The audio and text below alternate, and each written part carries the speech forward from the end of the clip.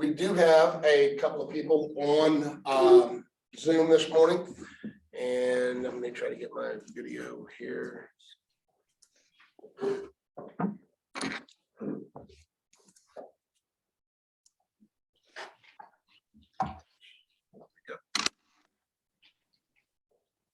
Trying to figure out why Alyssa's the biggest one in the group.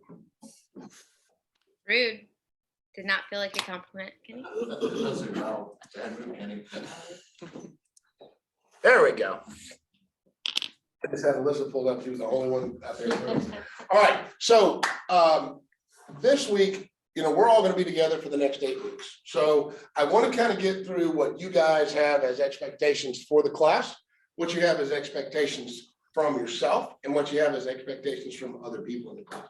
So we're going to go around the room, and we're going to start with the first question is, what do you expect to get out of this course? And we're going to write all this stuff down, and then we're going to type it all up, and we're going to hand it all out, and we're going to review this when we're at the very end of the course too, because it's important that I know what your expectations are of not only of the course, but for yourself and from each other, and we're all going to try to meet those expectations. We're really kind of in this together. So we're going to start over here with Tiffany.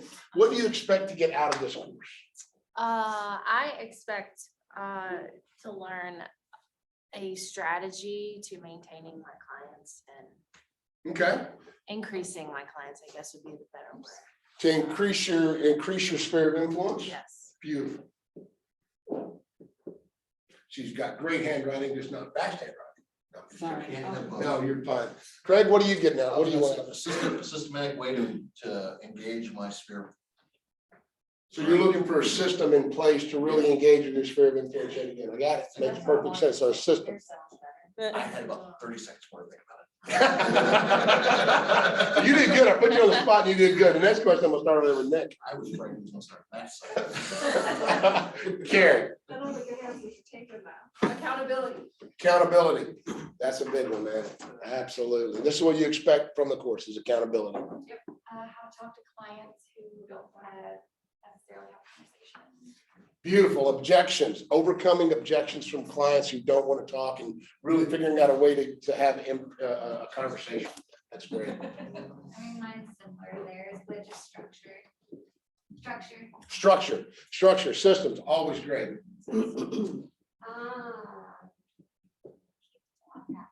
Put that on the board. Keep the boss happy. I love it. Make money. Money's good too. Yes, sir. I mean, I guess it's kind of basic, but I'm trying to use my current clients to get more referrals. That's the perfect thing for this course. If you're expecting that from this course, you're going to be very happy. I would say discipline and accountability. Discipline and accountability. Being consistent.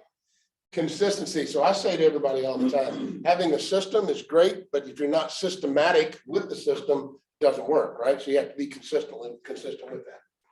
I think just like Brian said in the first video was basically like, so the conversation doesn't stop with just one person that I'm talking to. Beautiful. Beautiful. Summarize that one for me. 'Cause I want to get that one started. He wants us to build better communication so that your first communication isn't your last. Okay, that's what you expect from the course. We'll start right back here with Nick. Nick, what do you expect for yourself out of this course? That's a much harder question, right? What do you expect from yourself out of this? What do you expect to do in this course? What are you going to hold yourself accountable for? I mean, I think it's an easier question for me. I think learn from someone who's proven to do it.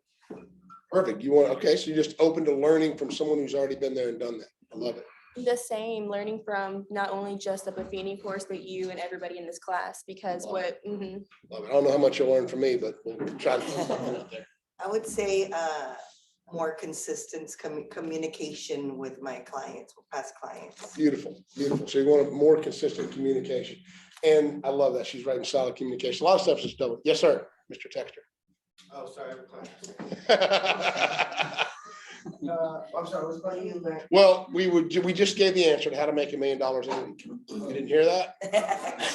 Aha. The question was, what do you expect from yourself out of this course?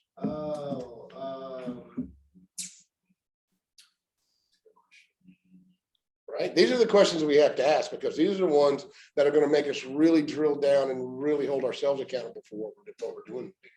Yeah, I mean, I guess it's kind of like one of the answers to some of the other questions is like the structure. It's like finding the time. Because like we're always busy running around, but like finding the time, like Mondays I do this and Wednesdays I send out the emails or the text. Holding yourself accountable for your Time own time blocking. management. Time Time management. blocking. Yeah, time blocking. You want to ask the folks on the We're going to ask. TV? Just in case. I will forget about if you guys don't remind me, I'll forget about you. Sarah, you with me? Yeah, I'm here. Sorry, I had myself muted, so I wasn't interrupting you guys with the dogs. So I've got actually 3 things. Time blocking and structure are going to be 1. Creating a follow-up plan and sticking to it is going to be 2. And then, creating a plan to follow up with my sphere and continue to get referrals from them. Beautiful. Thank you. That's well said. Alyssa. Honestly, everyone's already said it, accountability. And my main thing is consistency because I'm really good at taking clients to like happy hour and lunch randomly, but like there's no like method to the madness. It's just hanging out with people at some point. We call that, or I call that term of phrase, that's called accidental real estate. How many people know anybody that does accidental real estate? I do it a lot. Alyssa's I raising feel her like hand. that's what I do. Accidental real estate is that we don't really have a plan, but we're really good at talking to everybody. And it just seems we're always running into somebody who needs to buy or sell a house. And you're like, great, let me sell you a house. That's accidental real estate. And listen, there are people that make a lot of money through accidental real estate. Alyssa is one of them. Alyssa's and I'll brag a little bit, she's well over a 6-figure agent.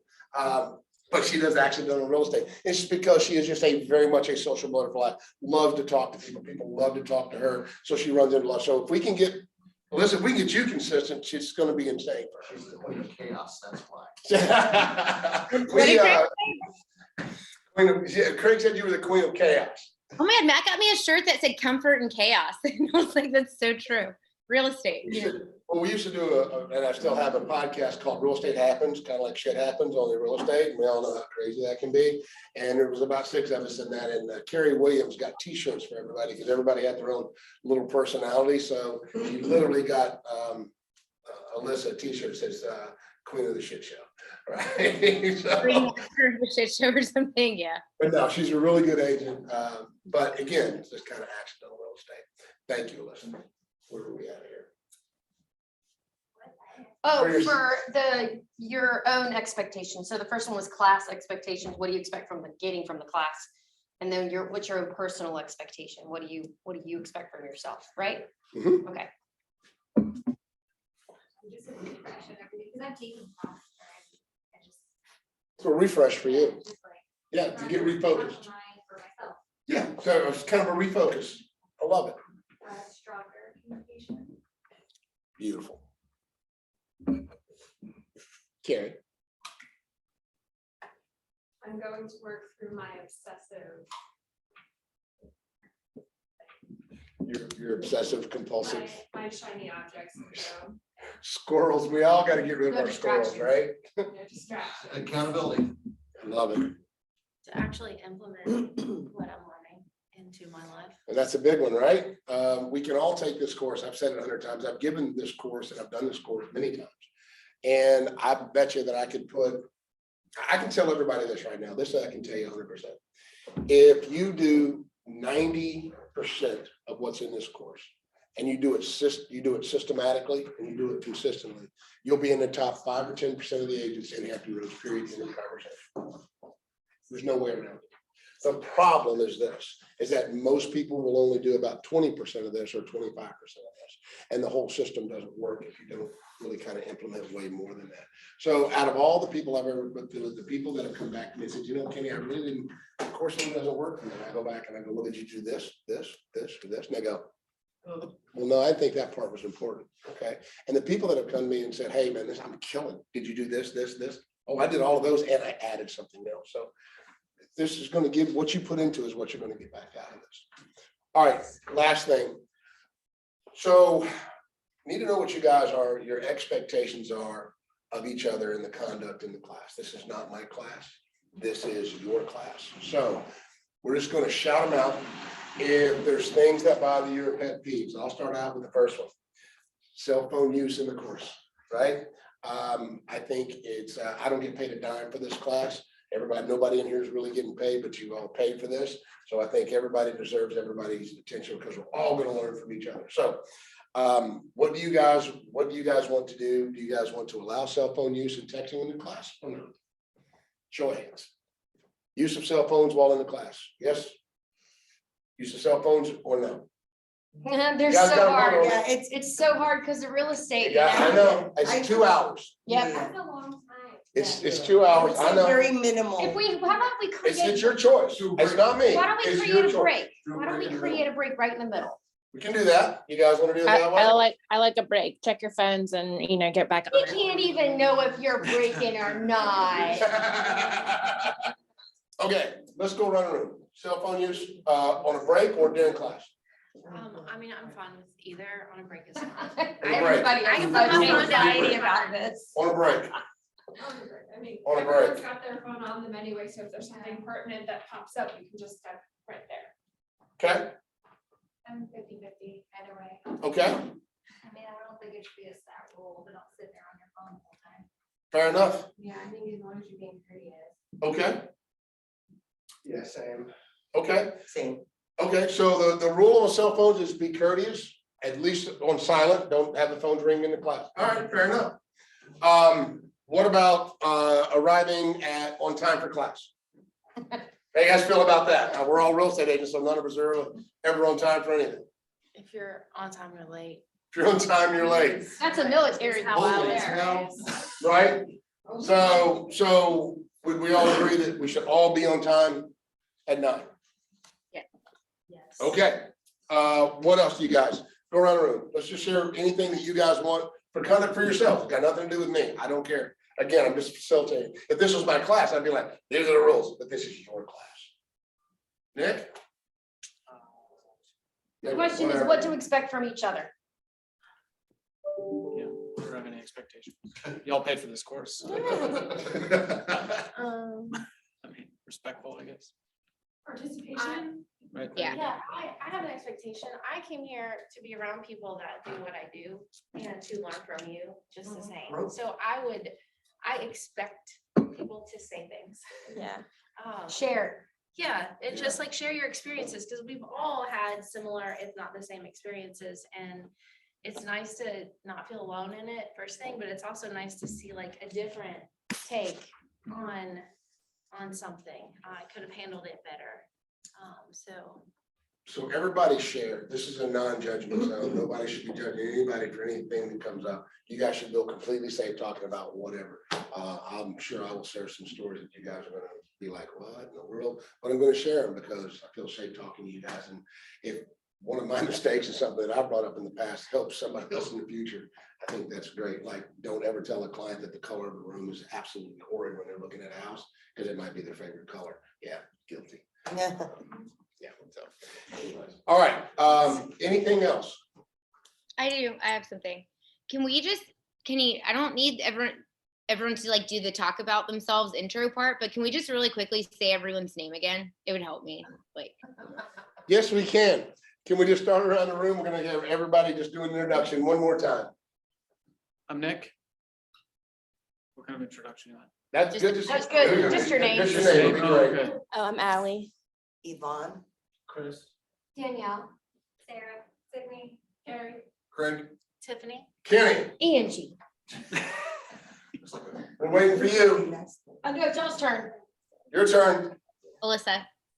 What's another word? Oh, and I'm Really? Sarah Grace. And we're gonna Struggle. start. Sorry. No, All right. I'm going off of your. I had one. There's no stupid questions. Well, there are stupid questions. I think we should give, don't worry if you're asking one, because we'd rather ask it here or out there. So ask your stupid questions here. Yep. All right, guys, one of them. For expecting from each other? Anybody? I'll take a picture of this. So we can save it. For you guys at home, can you see the, what screen are you looking at? I've got your first slide, the copyright info for Buffini. Beautiful. Guys, we're gonna go ahead and get into the class this week. This is the law of harvest. So for the next hour, we'll be on Buffini. Any questions before we start? How do I get the link to the class. Ricky is gonna log on. He can't be here, so he wants to get one. Craig, would you send her the link? Do you mind? To, Text it. It's the same link we use every week. oh, gotcha. Either email or text it. I don't really, it doesn't matter. Thank you.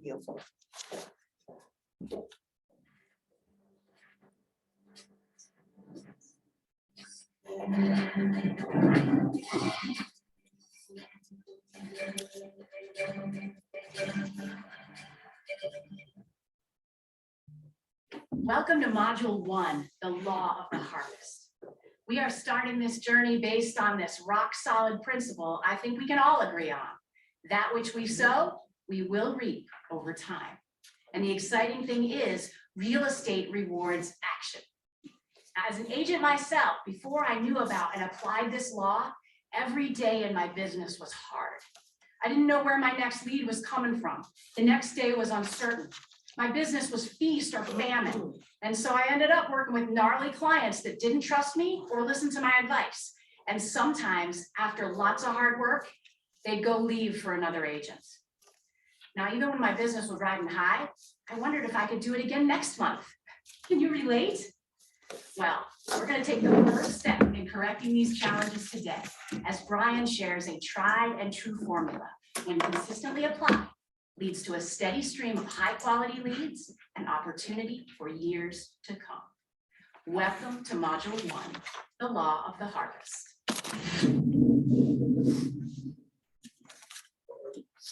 Today, we're going to explore the law of the harvest and how it directly relates to your success in business. The law of the harvest is a universal principle, much like the law of gravity. What goes up must come down. There are laws of physics. Every cause has an effect. Well, the law of the harvest says you can only reap what you sow. If I eat candy bars and fast food and don't exercise, I can't expect to look and feel like this guy. If I don't obey the laws of finance and I spend more than I make, I'll never be able to achieve financial success. The problem is we don't want the law of the harvest to be true. I want to eat what I want and only work out and exercise when I feel like it and be in great physical shape. I want to spend what I want when I want and still have the opportunity for financial strength and well-being. The problem with this type of thinking that it defies a universal principle. You can only get out what you put in. So as we begin our time together, we're going to unpack the law of the harvest as it pertains to your business. We're going to show you how to prepare the soil, what seeds to sow, so that you can have an abundant harvest. Does that sound good to you guys? Yes. So let's begin with a definition from Mr. Webster. It's right there in your workbook, so you can fill in the blanks. And it's the principle of the law of the harvest. And it's the principle of sowing and reaping. It's the principle of sowing and reaping. Now, there's three elements to sowing and reaping in regards to nature, in regards to farming, and in regards to our business. So the first thing you got to start out with is the soil. You got to start out with the soil. You got to have some dirt. Okay, this is what most land wars have been fought over for years. For an Irishman, land's a big deal. For 800 years, we were fighting for our land. And so soil and dirt's a big deal. I'm going to show you today that you cannot have a successful business without the soil. And the soil represents your database. So in this business, the soil represents your database. Okay.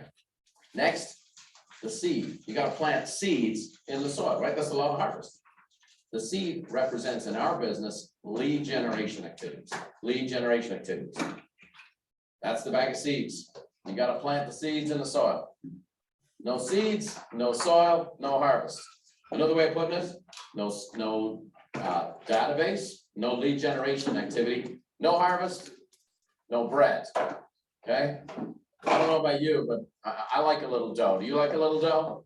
And I like a little extra dough. And the way to make some extra dough is plant some extra seeds in some really good land. And the harvest itself represents the referrals. That's the referrals, you guys. So we have the soil, we have the seed, and we have the harvest itself. These are the referrals. You got to do all the above. But the fact of the matter is the real estate business is committed to doing anything but this. The real estate business functions on a premise of the shiny object syndrome. Basically, I like to liken it to a one-eyed dog in a meat market. It's like, hey, whatever, hey, it's a pork chop, let's go. Oh no, there's online leads, let's go. Before that, it was, here's door hangers, here's the talking house sign. You know, I've been around the business over 30 years, so I've seen it all. I was the guy that was sold on having a fax installed in my car. True story, I did, I had it done. You know, can you imagine like today, driving around getting a nice, you know, top of the line car and installing a giant fax in the back seat? I had it done. And the fundamentals of this business is that you gotta have a database. And we're gonna talk about the in-depth today. Module 1 in this essentials course. The most essential thing in this business is having a database. We're gonna talk about planting seeds in module 2. And we're gonna talk about making a lot of dough. Anybody interested in that? Now let's just talk about foundation, because when Vince Lombardi took over the Green Bay Packers, they were a 2-12 football team. And with only one change in personnel on a 54-man roster, they went 12-2 and won 6 out of the next 9 championships in the NFL. They were a dynasty. He started off and he walked into the locker room, not to patronize his players, but he held up a ball. He said, gentlemen, this is a football. And what he was saying is we're going back to the essentials of what this game is about. And we're going to start from there and build something pretty special. They became masters. They became masters of their craft. They became champions. And oh, by the way, when you become champions, you make a lot of dough. You make a lot of bread. Does that make sense? Yeah. So I'm going to talk to you right now. This is my Brian Buffini version of here's a football. And we're going to talk about the foundation of referrals. I'm going to give you some principles here, as well as a couple of stats that'll help you. So first thing we want to talk about is the importance of lead generation and what is its relevance to your business, okay? So Vince Lombardi would draw plays on his chalkboard. Well, this is my chalkboard. If you generate more leads, you get a chance to make more what? More sales. Does that make sense? I know that's real basic stuff, but let's just so you know, just like you answered, I've shared that with hundreds of thousands of people at conferences all over the world, and I'll say more leads equals more what? People really don't have a ready answer. But I want you to think about this. Is it possible to have more sales without more leads? Is it possible? No, but for some reason, we don't think in terms of that. And the reason being is that we want the sale because we want the outcome. So more leads equals more sales. Here it is. More sales equals more money. Now I have to tell people when I'm being profound. This is one of those moments. You make more sales, you get a chance to make more money. Is that a true statement? Yeah. But when you make more leads, you make more sales, and you have more money, guess what you have? The best thing in this business you can have. More choice. You make more leads, more sales, more money, you have more choice. The choice, who do I want to work with and who do I not? If you have lead, one, you're going to work with that person. If you have 10 leads and one of them shows up to be maybe not your cup of tea, and there's a French term we use to identify it in my real estate career, it's called a jackass. You ever met a jackass? If you only have one lead and they are a jackass, you will find yourself speaking French. Yeah, they're not so bad. They did not mean that. They don't mean to offend me, but they will. They will, and they'll do it over and over again. They'll make you pay. You have more choice in regards to who you're going to work with and when. As my business grew and I developed from becoming that novice white belt agent, and became more of a black belt agent. Now all of a sudden I worked with these kinds of people and I referred off to my buyer's agents and team members, other types of clients. If someone was here to buy a home a second or third time for me, or I'd help them buy 2 or 3 homes and now their children were coming to buy a home from me, I always work with those people. So what happens is the more leads you make, the more sales you make. The more sales you make, the more dollars you make. The more leads, sales, and dollars you make, the more choice you make. If that makes sense, say aye. We want to get you down the path to understanding the importance of lead generation. Vince Lombardi talked about the importance of the ball. Guys, when we have it, don't lose it. And when they have it, go get it. Sounds simple? Sounds so basic? But if it was so basic, why was his team able to win so many championships in an ultra competitive environment and so many people not? Because most people neglect the essentials. And it's the people who master these essentials and master these fundamentals go on to be the black belts in the business. So here's the success indicators, another illustration in your workbook. Success indicators, technical knowledge will represent about 15% of your success. 85% of your success will be predicted by your ability to generate a lead. Now, at Buffini Company, we've been quoting that stats for years because we coach tens of thousands of people in real live experience. And people have often said, where'd you get that from? Well, it was all based on some science at the beginning, but then we just saw it over and over again. But I wanted to, for this training program, okay, let's do a little research. Well, here it is. The Carnegie Institute of Technology just brought this out. And it says research shows that 85% of your financial success is due to your skills, in your personality, and your ability to communicate, negotiate, and lead. Shockingly, only 15% is due to technical knowledge. So apparently when the Carnegie Institute of Technology says it must be true. So they spent lots of years and lots of money proving the point that we could have told you in 5 minutes at a real estate seminar. Here's the dynamic. How many of you know someone in your office who knows everything there is to know technically about the business?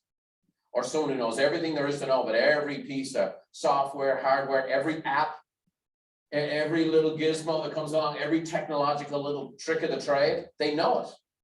They have it down cold. When you're stuck, you go talk to them. They have about a 15% chance of success. But there's people who don't even know how to turn on their cell phone particularly well. Like you know, they're still, I don't know how to use the calendar, I don't know how, but they're masters at lead generation. Let me tell you, that person's going to dominate. That person's going to make a lot of sales, a lot of money, and have a lot of choice. And then they have the choice to go hire someone who's really technically savvy. There's things that I don't do that I should be able to do. I don't know how to type. I do not know how to type. But there are a bunch of people at Buffini Company that are very thankful that I do not know how to type. Because they got a job, which gives me the choice to go get it done. Does that make sense? My mentor, Jim Rohn, said this. He said, success is neither magical nor mysterious. Success is the natural consequence of consistently applying basic fundamentals. This essentials course is designed to put the foundation in place that we can take you to the advanced, that we can take you to legacy class level. So you can be the 6th degree black belt one day.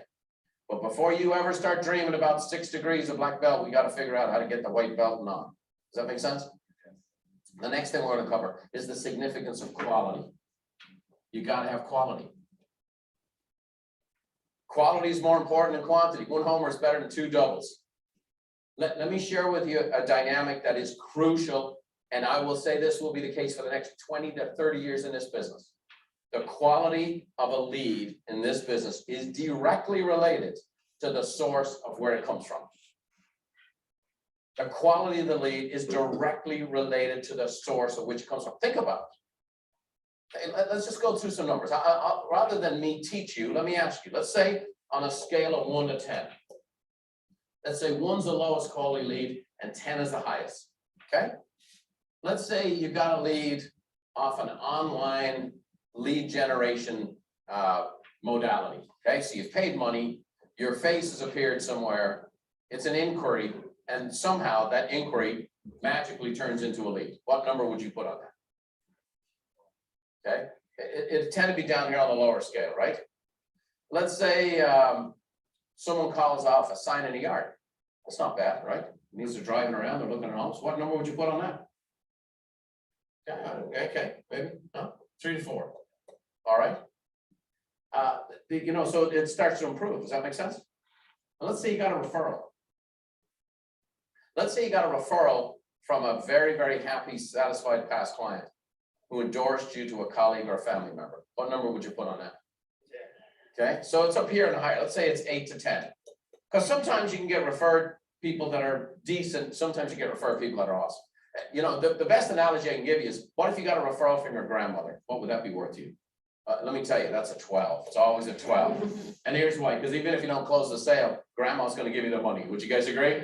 And as a recent grandfather myself, my net worth has started to shrink by the moment, by the fact that every time my wife spends any time with our grandchild, I just feel this giant sucking sound.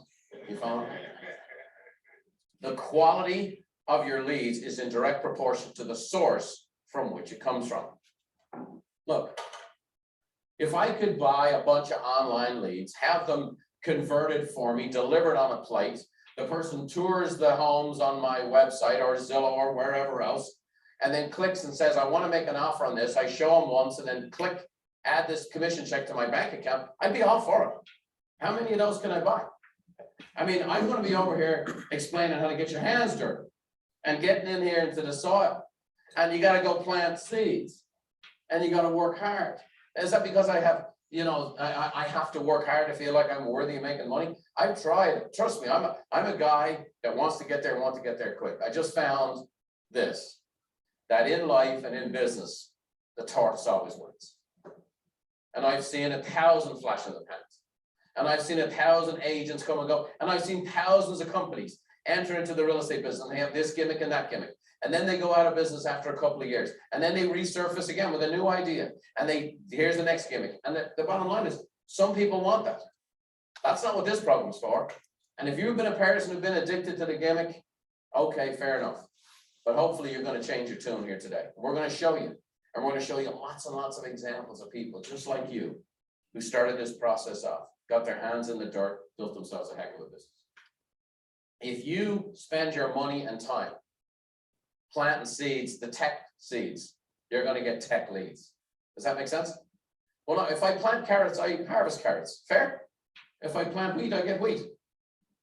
If I just run ads, I'm going to get people who call off ads.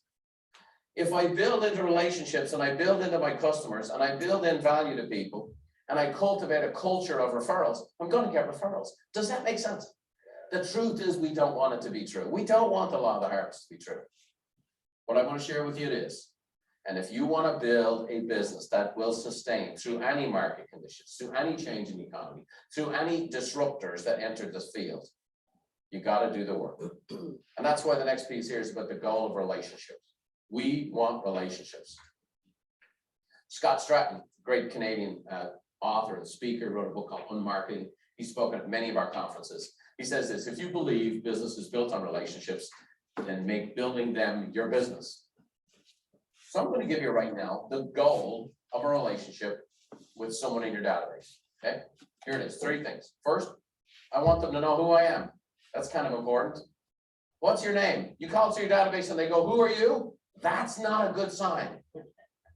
But is that the case? If most agents pull up their databases, there's people on there they don't know, and the person they would call wouldn't know. Is that true?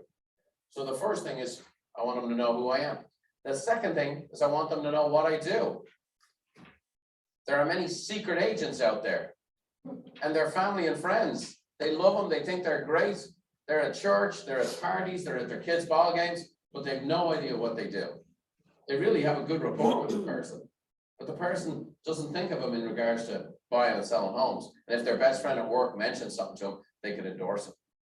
And then the third is, we want them to trust me. So who I am, what I do, trust me. Those are the 3 things I want. I'm going to walk you through that process here in these first 2 modules especially. So, a database. This is the dirt. This is where we're going to live. We're going to get our hands in the soil. Some of you are gardeners by nature. You love the smell of it. You love the look of it. You love everything about it. Your database. So let me tell you first about what it's not. Your database is not a contact list. It's not just a list of contacts. It's not just a list of contacts. Your database is a list of relationships. It's a list of relationships. And I'm going to walk you through what your database looks like right now. I'm talking to people who are brand new to the business, brand new to the industry, or are perhaps brand new to a marketplace. So we know that there's people watching this today that that's going to be the case. And their database, like, how do I go about building it? And we're going to talk about that. We also have people who've been in the business for 20 years, and they have a database, but they don't know what condition it's in. Remember the old song, just checked in to see what condition my condition was in? We need to check our database. This is the strength of our business. Think about it. When a doctor or dentist sells his or her practice, what do they sell? That's all they got.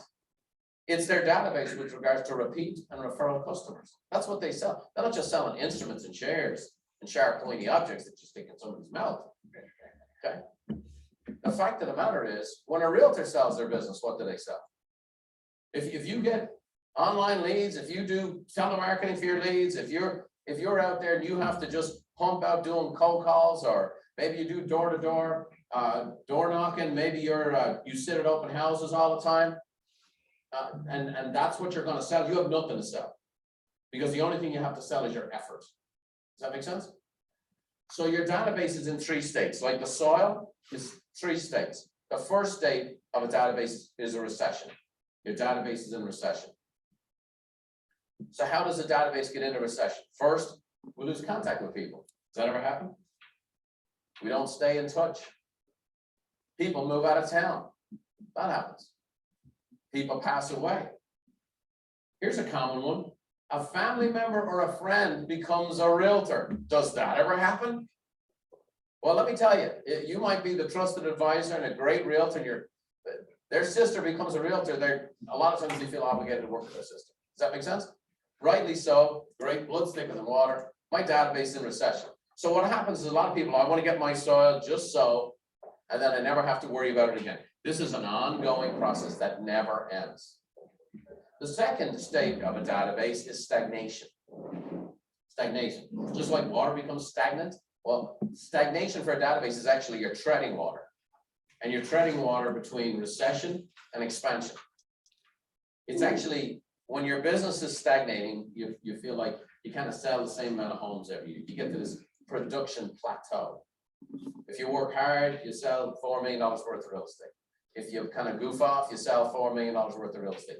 Your business is stagnating. And you think, well, it's not bad. It's kind of what I want. But just so you know, your database is either growing or dying. The soil is either becoming more fertile or less fertile. So it's either heading towards a recession or it's heading toward an expansion. This is just a period of time in between. You have to think about where's your business and where's your database. And then the third part, and what is very exciting, is expansion. And this is something we really focus on at Buffini & Company, because we want to help people not just generate referrals. We want to get the past customers coming to us as well. In fact, when I always talk about referrals, it's repeat and referral customers in that order. That's always how I define it. And so I want to show you basically, if you work this program and you'll follow this system as we lay it out for you, here's what you can hope for. The expansion of your database. I have a formula for you in your workbook. So let's say in year 1, this person has 100 people in their database, not an uncommon number, and they do 10 sales. Okay, follow along with me here. Naturally, the database will increase by about 1.5. So if you do 10 sales, your database is going to expand a little bit that year. So you're going to add 15 people to your database. So you start with 100, at the end of the year, you'll have 115. Does that make sense? Okay. So then next year, you start with 115.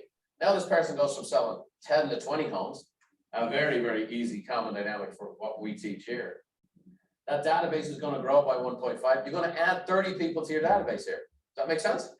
20 sales, you're going to add 30. Now you're up to 145. You guys see where this is going? Okay. This is just a basic growing database.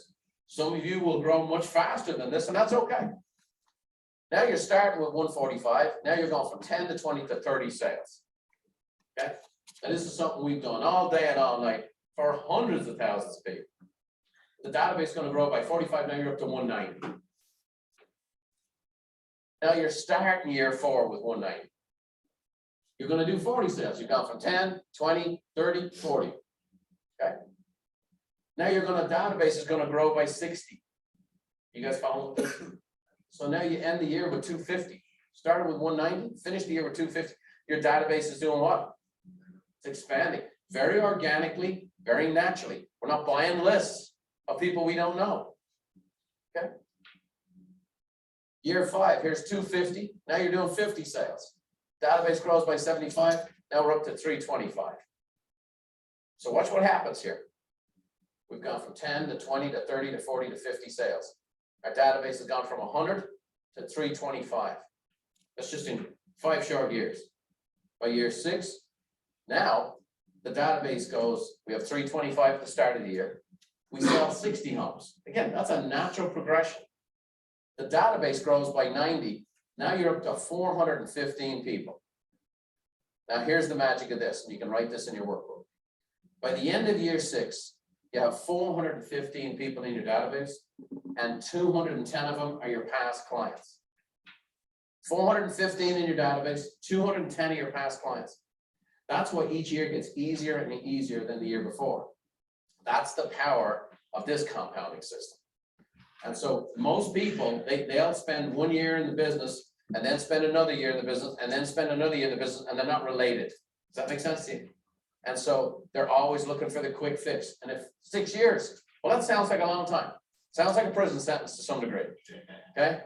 But let me share with you, if you have kids, you know this. The days are long, the years are short, and it goes by like that. Are you willing to put in the time to build the business you need to have over the long haul?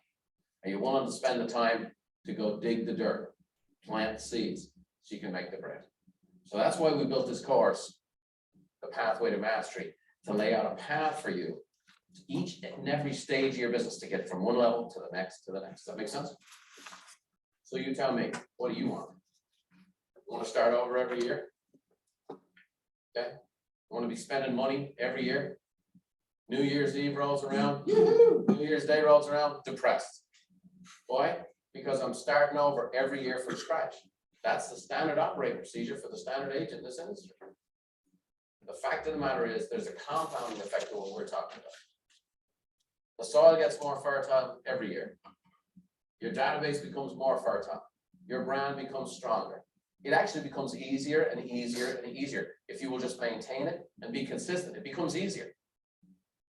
I can tell you this, year 5 into my working by referral life, I might send out 5 or 10 notes and get 3 or 4 referrals. In year 1, I might send out 50 or 60 notes and get no responses at all. Does that make sense? It's a compounding effect. It all starts with this database. Now you're sitting here going, man, this is great. I love the idea of it. Where do I start? Now, I would need a heck of a lot of time to walk through all the aspects of all the methodologies we have for building a database. So I'm going to give you some resources, some tools, okay? So first of all, in your workbook, the first tip I'm going to give you is to make a list of everyone you know. Make a list of everyone you know. Now, if you've been in the business a long time, the advice I have for you is to make a list of everyone you know. Because here's the problem. People who've been in the business a long time, what they realize is there's people they interact with and have built relationships with, they forgot to add into their database. And they're like, no, my business is pretty solid, it's pretty good. Make a list of everyone you know and compare it against your database. And then we've given in your workbook some examples for you to go and look through. Okay. Family, friends, former colleagues, vendor lists, past clients, neighbors, and then even people in your social media network. We'll go to that. The next piece is activities to do. There's specifically activities you can do to build your database. And it is go do an open house, attend Chamber of Commerce events, attend a business networking event. There's change of address cards. So every time your customer sells a home, here's what I did for mine. I'd say, hey, all of your family and friends, they want to see your new house. So guess what? I want to take you and a picture of the family in front of the new house. And we'll send out a card to everybody. We'll send it out in the mail. We'll do it electronically. You give me a list of all the people you want to know your new address. And that's just a service I provide. Maybe I do a housewarming party. And I invite them to a housewarming party. So 90 days after the sale, I'd host a housewarming party for one of my clients. And I'd invite all their family and friends over and so on and so forth, kind of host the party, kind of be the waiter, be the maitre d'. I mean, I would just be in the background, connecting with people and so on and so forth. But I did the invitations, I did all the promotion, I'd call the people to invite, and everybody who walks through the house goes, man, when my realtor helped us buy a house, he never did this for us. Does that make sense? So we have as part of your course and your resources, the change of address cards for you that you can take and use. And we also have the housewarming party invitation so that you can take and use, okay? We want to really give you these tools to be able to go do these essentials. This is essential. Let me tell you, if you ace the other 7 modules in this course, but you don't ace this one, you will never be a black belt. Okay? You've got to ace this. Jamie Nowak has prepared a presentation that we want you to watch on your own as part of your resources. And it's the 7 steps to building your database. And so what she's done is methodically laid it all out for you. It would take another 45, 50 minutes for me to do it right here today with you. Some of you already have a pretty good database. Some of you are starting from scratch. So watch that resource. We also have an ebook we have for you as part of your resource to download. And it's how to build your real estate database from scratch. So we have a lot of resources for you. We have this change of address card. We have the housewarming party invitation. We have Jamie's video on how to build your database, and then we have the ebook, How to Build Your Database from Scratch. These resources are available to you, not as, oh, that's nice to have. This is essential. If you don't have any dirt, there's no point in planting any seeds. Does that make sense? And if you don't plant any seeds, you're not going to make any dough. So this is why this is crucial. So we start with the broadest funnel we can. We start with this, make a list of everyone you know. We're adding names in one at a time. We're adding names in groups at a time. And it's this big wide funnel. Now it's very important. And this is where what we teach is very different than what the market typically does. And why our agents average almost 10 to 12 times the national average in income, because they don't do what the average agent does. Which is, if I can get to 3,000 or 4,000 or 10,000 people in my database, then I'm going to be successful. We start with the broadest list possible, and then we start paring it down. And it's based on a series of principles from an Italian economist called Vilfredo Pareto. So what this Italian economist was brought in to analyze in Italy was, who owns the real estate? And what he found out, that 80% of the land and the homes in Italy were owned by 20% of the people. Then the banking industry contacted him, and he found out that approximately 80% of all the deposits was owned by 20% of the people. Then he's brought in by the church. Church is big business in Italy. And they found out that 80% of the giving was done by 20% of the people. Well, now those are all money things. Then he found out that 80% of the volunteering was done by 20% of the people. And this principle showed up over and over and over again. Oh, by the way, in the real estate industry today, and I'm presenting to you today, 17% of agents have 81% of the inventory. The 80-20 rule is real. It's a principle. And so the Pareto principle for you to write into your workbook says this: 80% of your results will come from 20% of your people. 80% of your results will come from 20% of your people. I want to share with you a story. A couple that came to me in 1996. Yes, that's how old I am. One of the first seminars I gave decades ago. And their name was Sam and Edith Elson. They came to us with a list. They had a database of 440 people, okay, all over the place. And that year they sold 13 homes. So this big, big database. So the bigger my database, the more sales I'm going to make, right? That's the thinking. Well, they started working with their coach, Robin McFarland, and he started sorting and qualifying the database down. And he kept saying, where's the 20? Where's the 20? Where's the 20? And so here's what happened for those guys. They sorted and qualified their database. Because when they started calling, they literally, people were like, who are you? Changed phone numbers that didn't ring. Okay, addresses that mail bounced back. And when they really started cultivating through that database, they got down to 42 relationships. So they had 440 people, they got down to 42. In the first 12 months of using the system, they generated 309 referrals. So big database, we helped them get it small and focused and powerful and quality. Then focus your attention and energy on those people. So you can give them a lot of attention. You can give a lot of attention to 42 people. It's hard to give any attention to 440. I have 6 kids. Okay, let me tell you, it takes a lot of energy to give each one of them all the attention they need. Does that make sense? It would be much harder to have 60 kids. Okay, just let that thought pass by. Okay. So let me show you how we do this at Buffini Company. We want you to sort and qualify your database into the following categories of people. You have your A+ people. This is the most fertile soil you have. These are your A+, and these are people who've sent you multiple referrals. Multiple referrals. Your very best advocates.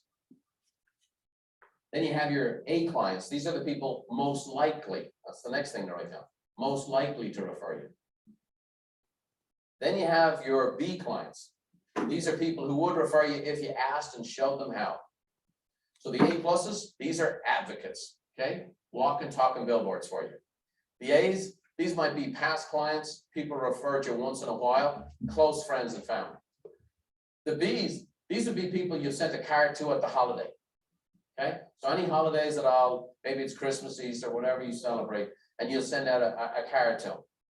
That'll be your B list. And they would refer you if you asked them and showed them how to refer you. The C's, well, these might be new people you meet, okay?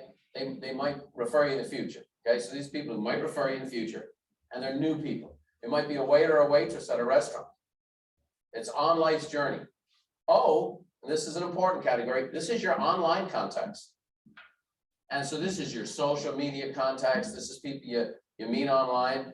And so I'm not gonna discount that, I think it's a good pillar to your business. But I would tell you quickly for me, I'm trying to get O's to become C's or D's, up or down. And the D, well, I kind of mentioned these people earlier. These are the people to be deleted from your database. These are the people to be deleted from your database. Can you remember the French word we used? What was it? You said it, very nice, okay? Because here's the thing, you know, I have a little fun with this. It's no fun working with a jackass.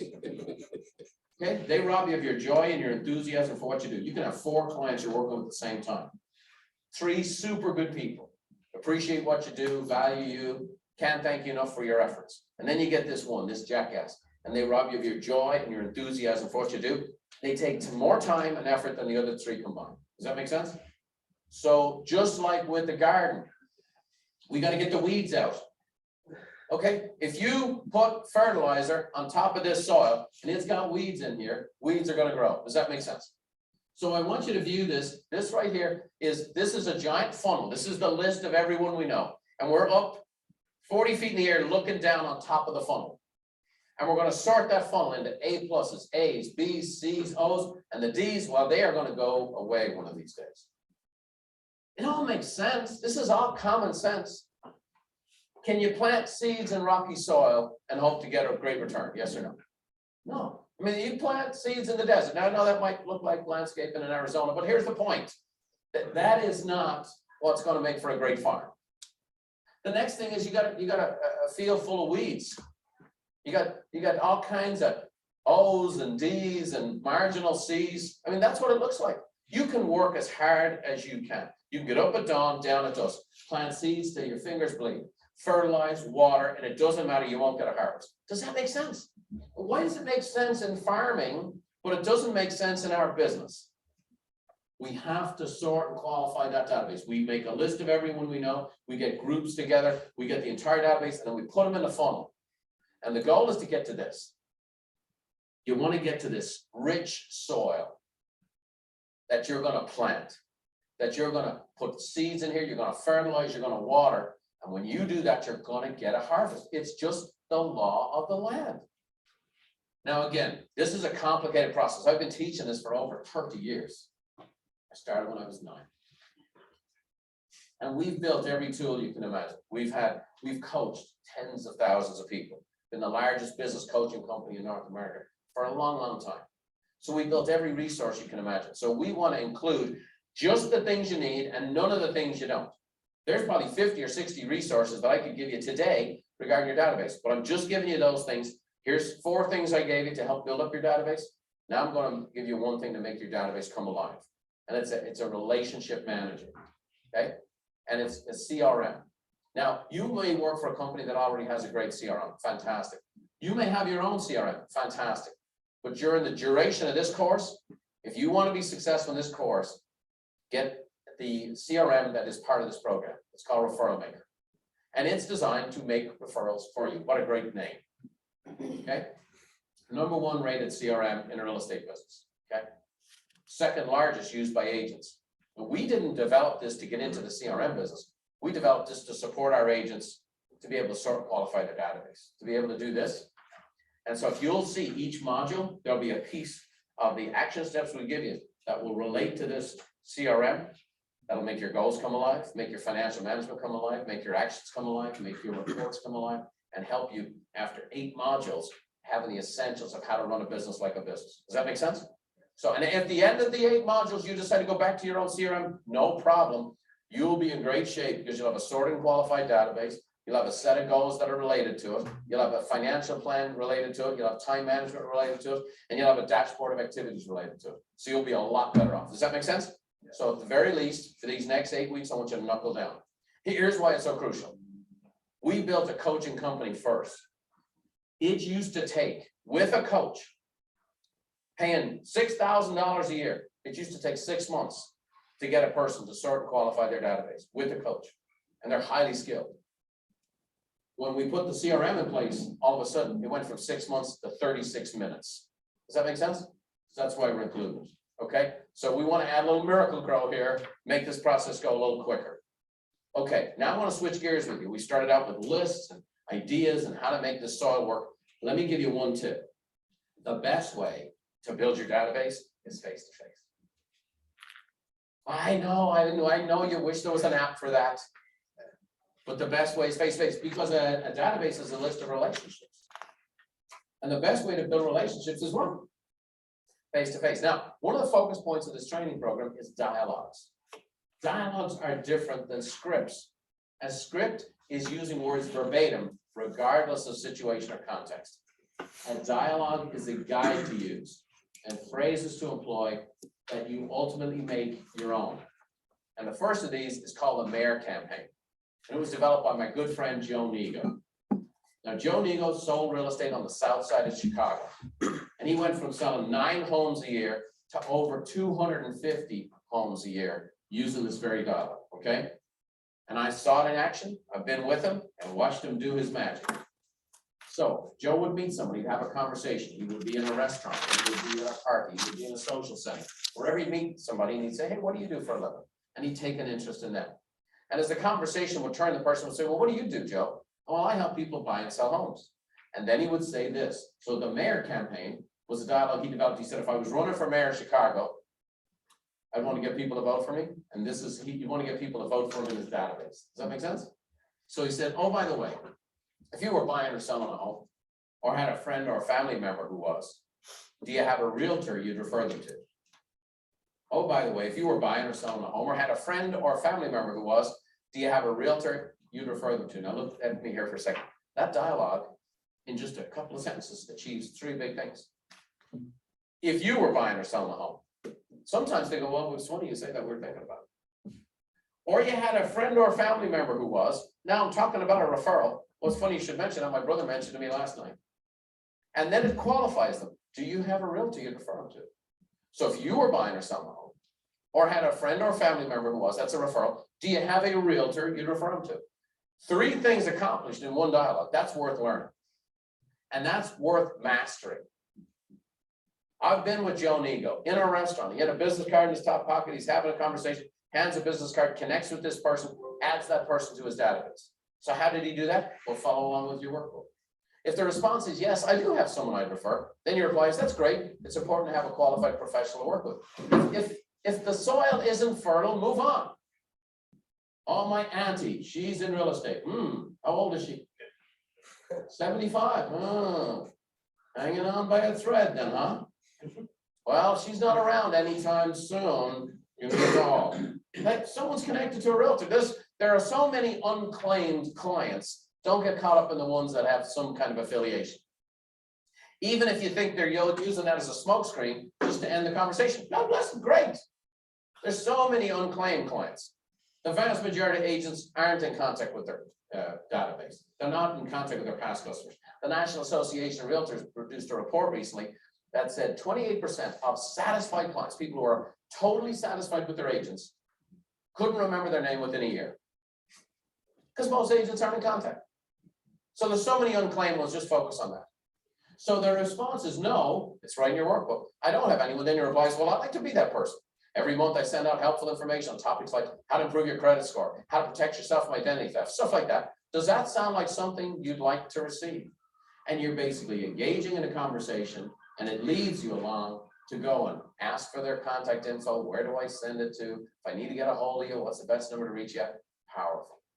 So this is a way to add quality to your database.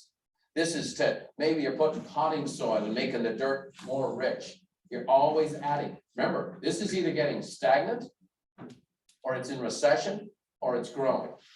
I don't care how successful you are, you're always adding people to your database. Buffini Company is a hugely successful coaching company, but we are very committed to always bringing new people in to keep our business fresh. By the way, they bring new ideas, they bring new opportunities, and they make our existing clients better. Now, I also use the Mayor Campaign to sort and qualify my database down.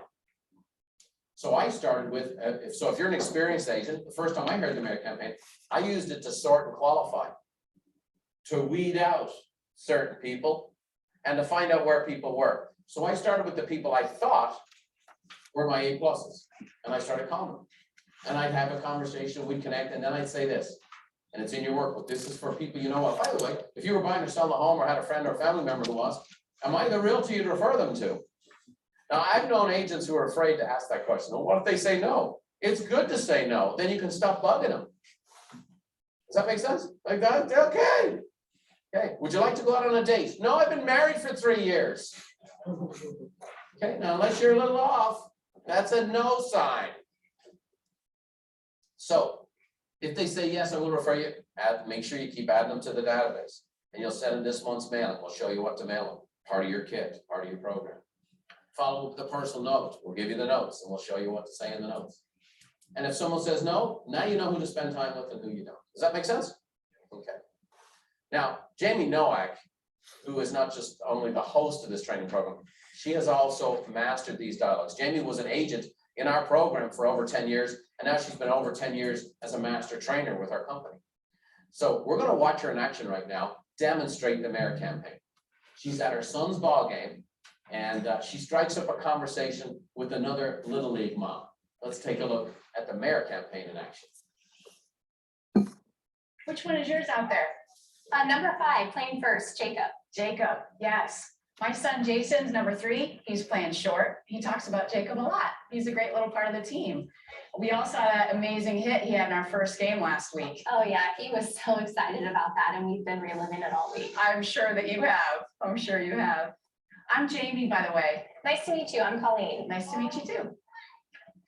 So what else do you do besides being a baseball mom? Because this can be a full-time job. Oh, I know it, but Jacob loves it, so we make it happen. And I took some time off to stay at home with the kids, focus on them and volunteering. Oh, cool. So you have a pretty full plate. Oh yeah, and a crazy one. And no doubt about that. Oh, wow. Great play, guys. Let's go, boys. You see that? That was awesome. That's great. So what do you do, Jamie? I actually help people buy and sell homes in our area. Oh, that's neat. That's something I'd love to do someday. You know, it's an awesome business. I love what I do. And for me, there's nothing like putting the keys into the hands of a couple or a family that didn't think they could ever buy a home. Oh, totally. That's awesome. I'll tell you what, if I can do it, you can do it. But how do you handle the rejection part? You know, that's a good question. I don't deal with much rejection because what I do is I work by referral. So I focus my time, my efforts on my sphere of influence, on my past clients, providing them value. I check in from time to time, give them some gentle reminders, seeing who they might know that want to buy or sell a home. And over time, I end up with a steady stream of referrals. That sounds like the way to go. It really is. So let me ask you, if you were buying or selling a home or you had a friend or a family member who was, do you have a realtor you'd refer them to? Not really. We used an agent about 5 years ago to buy our first home, but I don't think I can remember her name. Exactly. Now that's what makes my business different because I want to build relationships and stay in touch and provide great value long after you buy or sell a home with me. So if you needed a painter or you needed a financial planner, I would want to be the person that you call. And because real estate is always a hot topic, every month I send out helpful information on how to cozy up your home appeal or home values, even how to de-stress from your tech, which we all need. Does that sound like something you would like? Oh, totally. That sounds great. Fantastic. Well, why don't I grab your address and your phone number? I'll send a couple of those cool things over to you. And you'll have my information. Then if you need help with carpooling or snacks or anything this season, I'm happy to help. That's great. Thanks, Jamie. That'd be really cool. Oh, look, Jacob's up to bat. Let's go, Jacob. You got this, kid. Nice, huh? It's nice to see these dialogues in action, isn't it? Now, you can role play this dialogue if you're in a classroom setting like this, or if you're taking this course online. Maybe you record the dialogue, read it out loud, and then listen back into the sound of your own voice. The only way you get good at dialogues is practicing. Does that make sense? So today we've covered the law of the harvest, and your database, that's the soil. We got to get our hands in the soil. We got to get a little dirty. Now, the reason we ABC our database is because some of the soil is more fertile than others. Everybody with me on that? And that soil is either in recession, it's in stagnation, or it's in expansion. We learned that one of the best ways to build your business is face-to-face, and the Mayor campaign is just the dialogue to get you there. Ultimately, the power of the harvest is when you take care of the soil and you plant the seeds and you get to make a lot of bread. And that's our hope and prayer for all of you guys as you apply this course.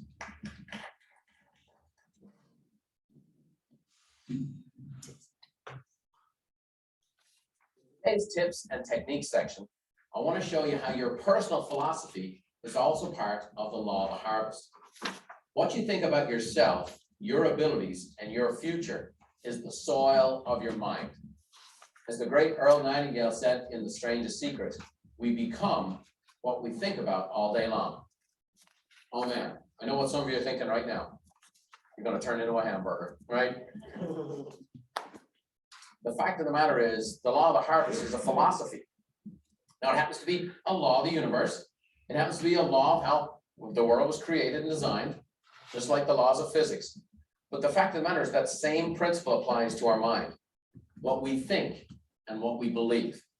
The fact of the matter is, I want to share with all of you right now that I know that if you will challenge your own thinking about yourself, you can be hugely successful. I was a house painter son who immigrated to America with 92 bucks in his wallet. And on my pathway to mastery, I had to change what I think and what I believe about myself many times. I had a mentor by the name of Mark Victor Hansen, who wrote the Chicken Soup for the Soul series, who said, Brian, you can double your income as fast as you double your self-esteem. I didn't know what he meant at the time, but I came to understand it. Another one of my mentors, Mr. Jim Rohn, said, Brian, go to work harder on yourself than you do on your job. You'll go from making a living to making a fortune. So the first thing I want to have you fill out in your workbook right now is a definition of philosophy. This is what Mr. Rohn really helped me with. And it's an analysis of the grounds and concepts expressed in fundamental beliefs. An analysis of the grounds and concepts expressed in fundamental beliefs. If you've not read Jim Rohn, if you've not listened to him, I encourage you to get everything you can and listen to him. He's passed a number of years ago, but a brilliant man who changed my life forever. He said, it is our philosophical set of the sail that determines the course of our lives. To change our current direction, we have to change our philosophy, not our circumstances. The truth is, most people come to our company and they say, I want to change my circumstances, but rarely do they say, hey, I want to change myself. Well, we'll give them tools and how-tos and so on and so forth, but we'll also create an environment of growth so that person can grow and change perhaps their own philosophy at the same time. The richest businessman who ever lived, his name was King Solomon. And he said this, as a man thinketh in his heart, so is he. Ladies, in the era of equality, apparently it's applicable to the ladies too. Whatever you think in your heart is what you'll be. The strangest secret, we become what we think about all day long. So I have 3 questions I want to walk you through right now to help challenge you. And then I have some resources I want to let you know that if you'll listen to them and start to embrace this and start to really develop a lifestyle of learning, a lifelong commitment to personal growth, you can change your life. I have a poor immigrant house painter who does not live like a poor immigrant house painter anymore and haven't for a long time. So here's the first question I have for you. What do you believe about yourself? What do you believe about yourself? You know, sometimes we'll say things to ourselves we would not let anyone else say to us. Is that true? Lazy, fat children. If we had a friend who said to us the things we say to us, they would not be our friend. Are you guys with me? All the analysis shows the tens of thousands of statements we say to ourselves every day. And I'm not looking to do some, some short-term, temporary brainwashing of self, but challenging. Is that true? Like when you say that about yourself? No, so you're late one time, I'm always late. Then we tell people, I'm always late, I'm always late. We lower the expectation. You might as well tell them, I'm not professional, I'm not trustable. You can't believe what I say to you because I always show up late. That's what we've unintentionally communicated. Does that make sense? And there's so much to this. And I've seen over the decades in helping people transform their businesses and lives, we've helped people get a much more accurate picture of actually their own self-belief and own self-image, and even cultivate it to the point that it improves. Now, if you're aware of this or not, but I developed a podcast a few years ago called The Brian Buffini Show. And if you're not a podcast listener, I encourage you to be so. These are a way to take in personal growth and development information. You used to have to buy cassettes. If you're a younger person, Google cassette. You missed out on a fabulous time in history where in order to hear information, they would break and snap, and we had to use tape, and they go, whoop, whoop, whoop, and all kind of, you'd rewind them with your finger. All the older folks are down the home, and all the young folks are going, I'm glad I lived at this time in life. But we used to have to go to a seminar, to go to the back of the room to buy a set of cassettes to go listen. Is that true? And then it became CDs. Now you have these podcasts. And this is one of the reasons we threw our hat in the ring. And I developed a podcast that has received rave reviews from the 160 countries it's been downloaded. And the millions of people have listened to this. And it's called Developing Self-Belief. If you want to download our podcast, go to thebrianbuffinishow.com and you can listen to the episode and follow along, become one of our subscribers. I would recommend starting with this one called Developing Self-Belief. Very, very, very powerful. Venus Williams said this, just believe in yourself, even if you don't. Pretend that you do, and at some point in time you will. Here's a little girl from inner city Compton, LA, that would be in the courts in Compton, pretending she was on center court at Wimbledon. And she visualized Wimbledon, and she told herself, you're a Wimbledon champion. Interesting that that's the major championship she won more than any other. She developed a self-belief. Long before she believed it, she told herself to believe it. Next, what do you believe about your abilities? Do you feel like you were kind of in the back of the soup kitchen line when God was handing out talents? Buffini Company is trained 3 million business owners in 37 countries. We have coached tens and tens of thousands of people for decades. I'm going to share with you a fact. I have yet to meet a person who did not come equipped with gifts and talents they were born with. You might be a little beat up, you might be a little down on yourself, but the fact is you need to lean into the gifts that you have. No one is quite like you, and you need to lean into those gifts. Norman Vincent Peale, he wrote The Power of Positive Thinking, and he said, believe in yourself, have faith in your abilities. Without a humble but reasonable confidence in your own powers, you cannot be successful or happy.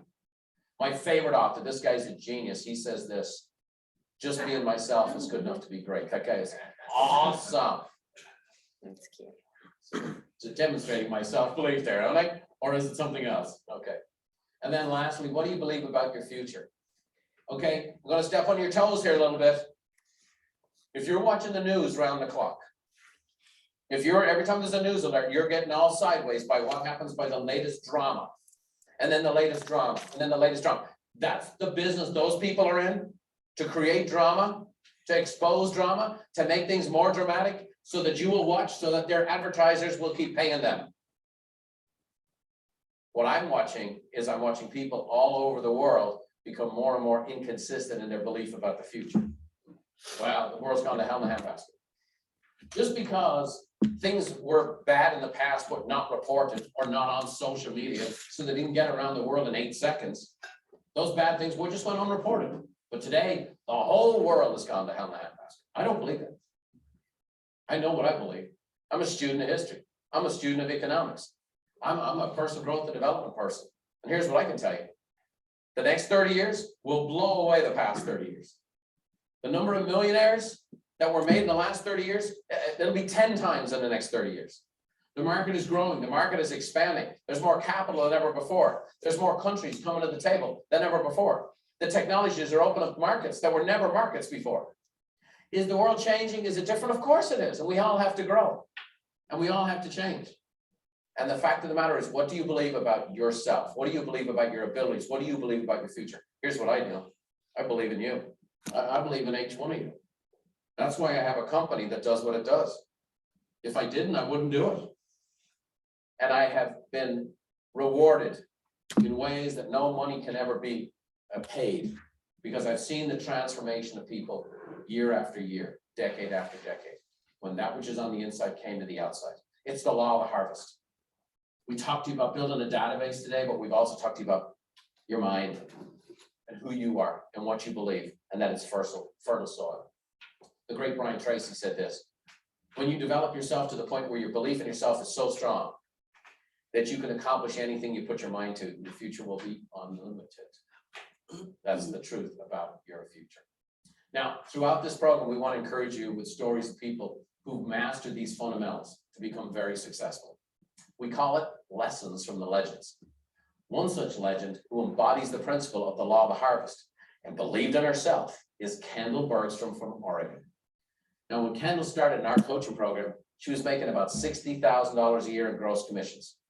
She had to borrow money from family and friends to go to our events, take our training, and get involved in our coaching. Today, Kendall is a wife, she's a mom, she lives on her own vineyard. Let's see what lessons we can learn from this working by referral legend. One piece of advice I'd give to someone just starting out in the industry is to really focus on and learn what's inside of your control and what's outside of your control.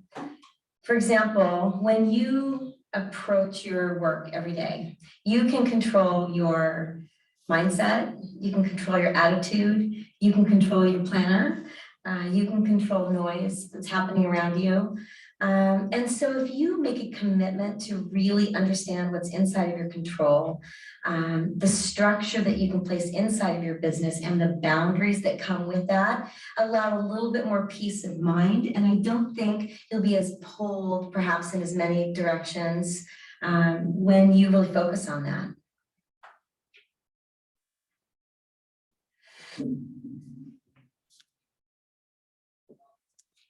Let's take 5 minutes. You guys hit your cell phones. When we come back, we're gonna hit these action plans real quick, then we'll go up and we'll get some accountability partners going. We'll wrap it up for the day.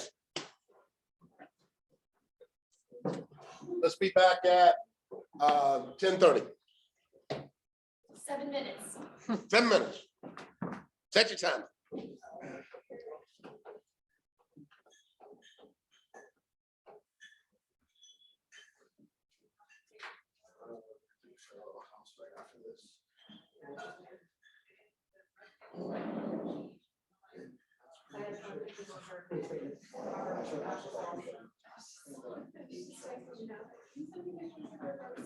See if I got the same thing.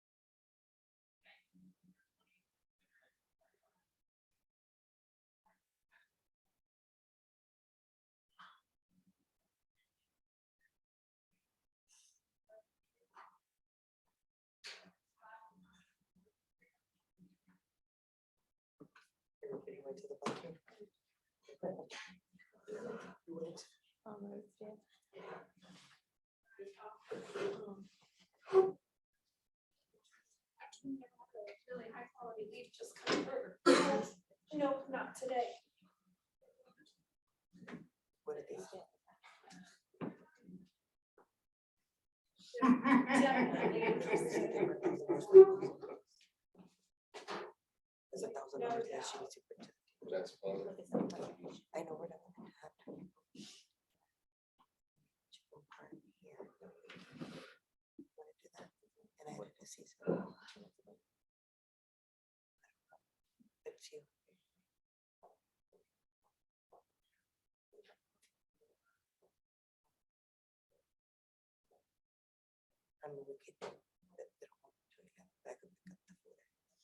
Stand up, I feel like I have to talk sometimes.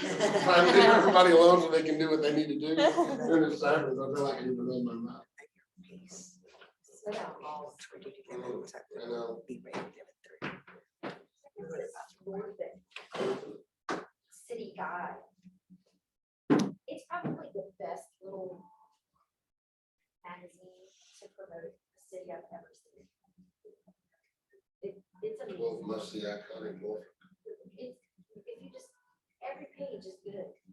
And then they show you they actually tell you about working by each quadrant. Where'd you get this? I can't remember. I just know when I picked it up.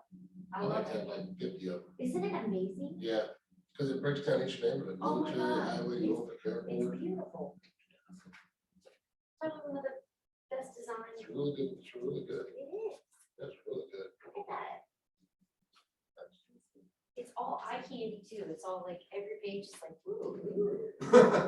Visit Norfolk.com. Yeah, It's just Norfolk, I guess, just the city. I'd love to see one of those for every city. I know. We need. What's that? Start making. Yeah. You're right. I don't have much to do in my life. No, look at this thing. You should throw it in your face. I don't know. But it's the best design I've ever seen.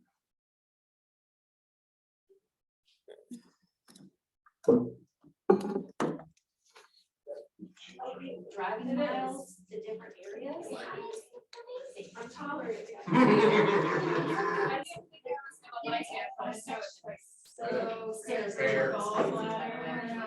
Fair state.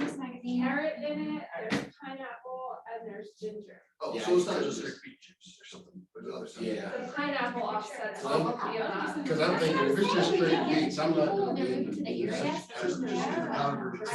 think that's a When I saw a kid, you could mail it to them and come to your out of town buyers that are saying, you know, you can mail them that. And then just each after. Like, Yeah, but that's what we do. like numbers. You're eating Yeah, so impressed. Basic Norfolk magazine. They just did a damn good job. Yeah, I gotta get some of those, because that's a really nice little. I I mean, if you wanna, somebody wants to know what about Norfolk, you can hand them an app. The only thing it's missing is a crime rate. Right? Your due Hampton Roads magazine once everybody else steps up and does their. All right, let's, we'll get everybody back. All right, let's finish this up real quick. It's just about a minute or so left. Here are your action steps for module 1. Number 1, make a list of everyone you know. Now this becomes your database. And this is a step I want you to take, whether you're new to real estate and our systems, or you're a longtime veteran, because you know more people than you think. And no matter how long you've been in this business, there are people you've left out. So look at it with fresh eyes. Number 2, upload your database into Referral Maker CRM. Now, if this scares you, we have an instructional video in your resources to help you through. Then you'll do an initial sort of your people into A's, B's, and C's using the definitions Brian just gave you and your gut. Now, we understand that your company might have a fantastic CRM, or maybe you love the one you're already using, and we're not trying to change that. But for the purpose of this course, we want you to use Referral Maker because it's going to prompt you to automatically sort and qualify your database, and it's the only one of its kind to do that.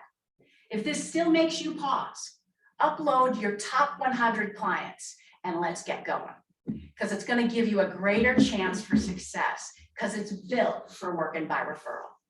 And then, of course, if you want to, you can go back to your other CRM after the program is over. Now, number 3, each day we're going to call 5 people in your database and use the Mayor campaign dialog to qualify them. So once you've done your initial sort in Referral Maker, now the challenge is to actually ask the question as you're making the calls to your clients. Start with the people you like best and you qualify them like this. If you were buying or selling a home, or you had a friend or family member who was, am I the realtor you'd refer them to? Now, I know this can feel intimidating, but it will help give you clarity and focus your efforts on the right people along the way. As Brian said, the quality of our soil makes all the difference. Number 4, listen to or watch the 7 steps to building your database. This will give you a great jump start or a necessary refresher to help you build a vibrant list of relationships. Number 5, be sure to track your activities and results in either Referral Maker CRM or the online resource center. And here are some resources we have for Module 1. These can be found at buffiniandcompany.com by logging into your online resource center. We've got how to build your database from scratch ebook. We've got the change of address cards in there and the housewarming party invitation that Brian spoke of. And of course, we have the Brian Buffini Show podcast, episode number 111, Developing Self-Belief. This is a must listen. Now, some of the resources we provide, you may not need right now. So use as necessary along the journey. The key is don't overthink it. Follow the steps we've laid out for you and have a great week ahead.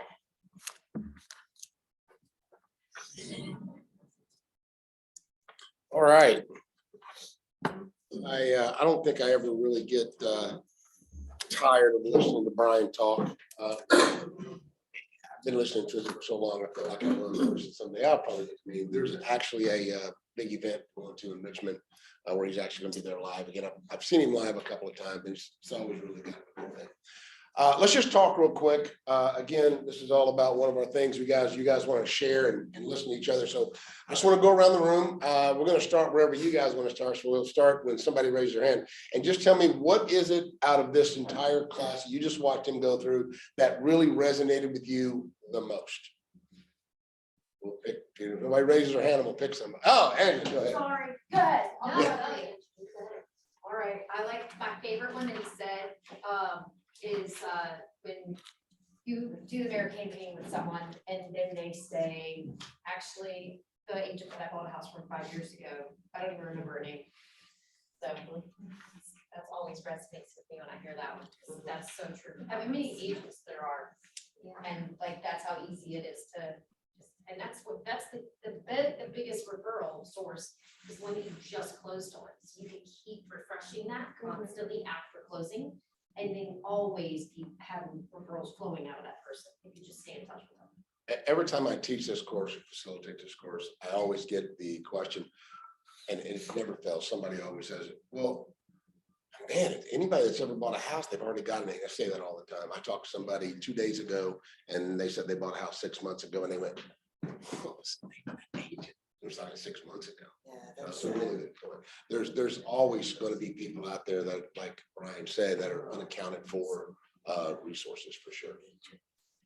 We're gonna start going around this way. Oh. What'd you get out of it? Let's see. I guess the categorizing your leads was a big standout for me. Sort of And qualifying narrowing down to database. 20% was, that definitely stood out. Same in real estate, right? I mean, 20% of the business, or 80% of the business being done by 20% of the agents. Right? I mean, we all know that. applies everywhere. Yeah. I think kind of referring back to what Andy said is like, I don't want to be that agent that they forgot about. I don't want to be forgotten. Giving back to- Well, to piggyback on that, I think it goes both ways too, because if we don't maintain contact with the client, we forget their names too.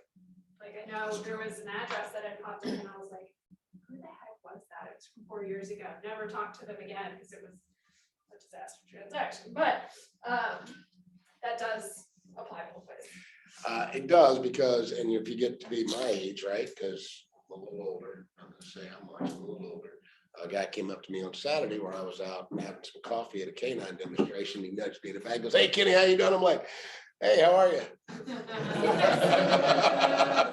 Y'all know where this is going, right? Didn't recognize him. He told you his name, but I just played along. Yeah, it's going great. Yeah, man. Yeah, we love our house. Okay, I've sold this guy a house 10 years ago. I sold this guy a house. And I had to go home and look up the house, and anyways. Or you have someone that you refer to, because I'd love to be that person. Yeah. Yeah, he's like, yeah, you don't even know my name, buddy. So we forget that too.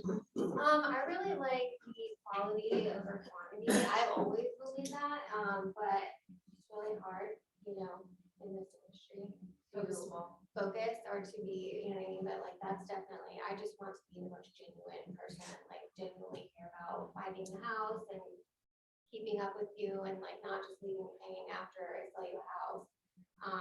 So I just think focusing on that. In real estate, we tend to do this, right, instead of this. Right? Anybody ever carried a bunch of firewood?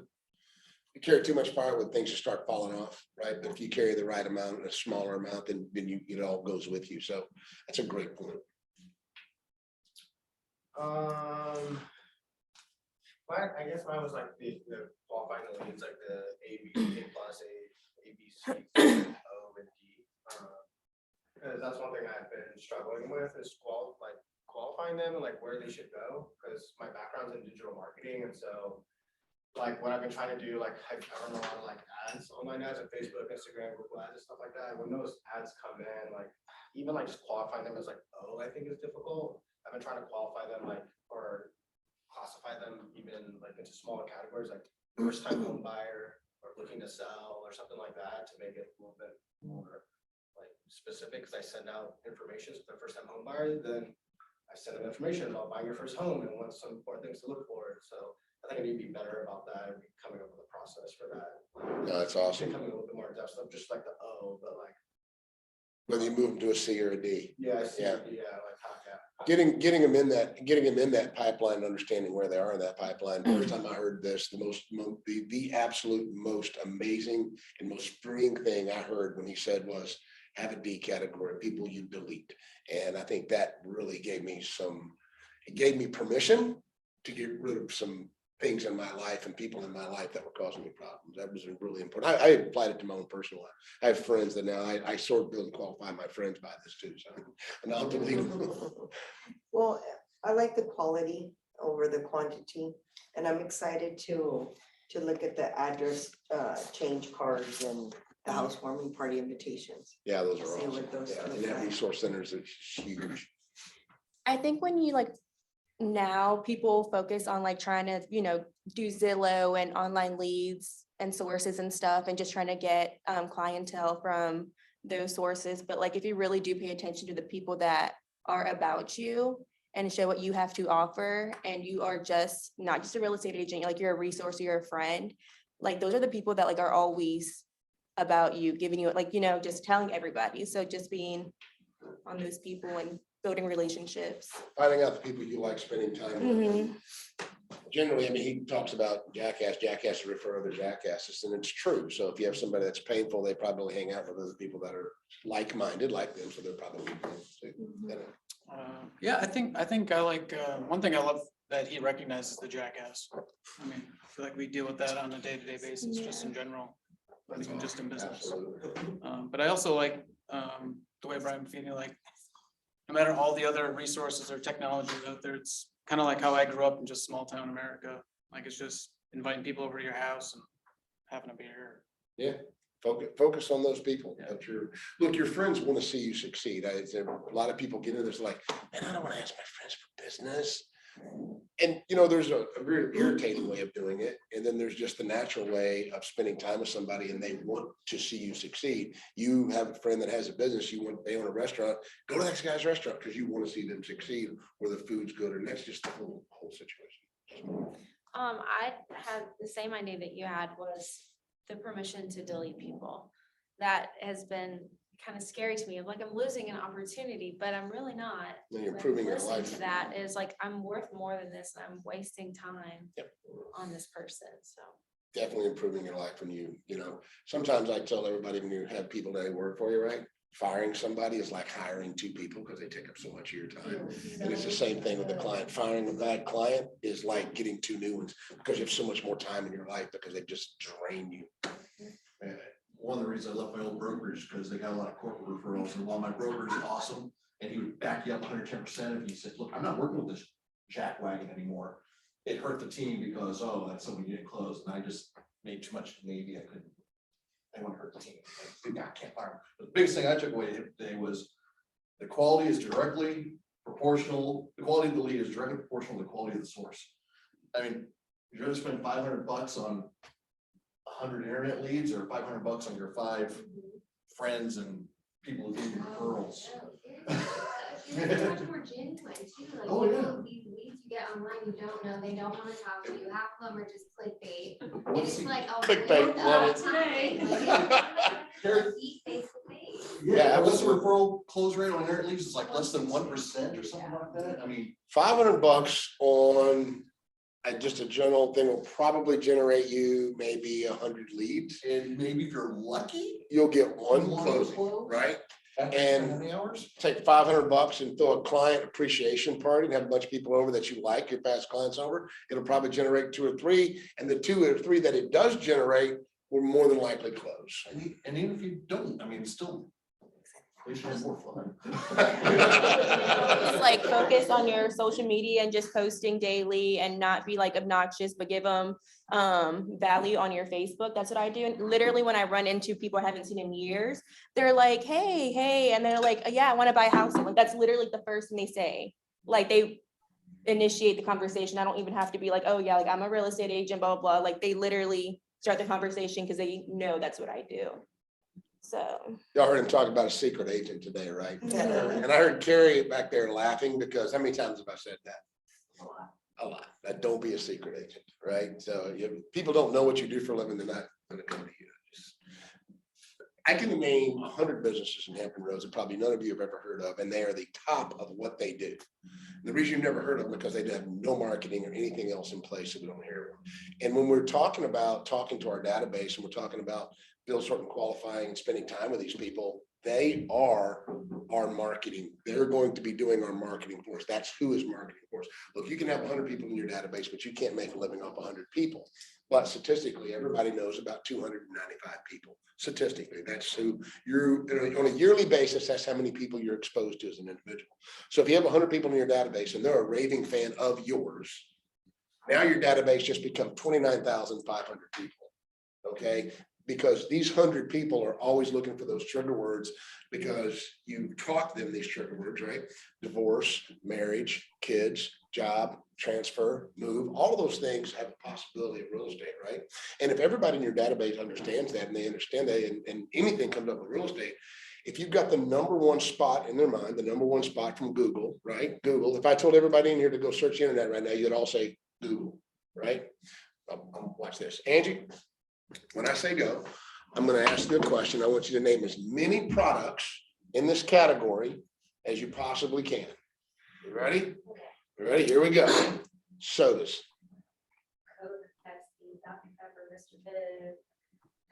Stop right there. Did you guys hear the pause? Did you hear the pause?